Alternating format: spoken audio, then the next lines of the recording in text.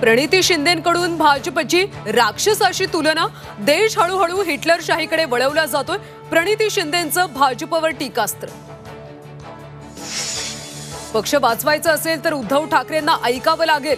अंबादास दानवेंवर कारवाई करावी लागेल. चंद्रकांत खैरेंचा घणाघात. अंबादास दानवे गटबाजी करत असल्याचा आरोप. नाशिकमध्ये शिवसेना उद्धव बाळासाहेब ठाकरे पक्षाचा विभागीय संवाद मेळावा. 16 एप्रिलला उद्धव ठाकरेंच्या उपस्थितीत मेळावा होणार.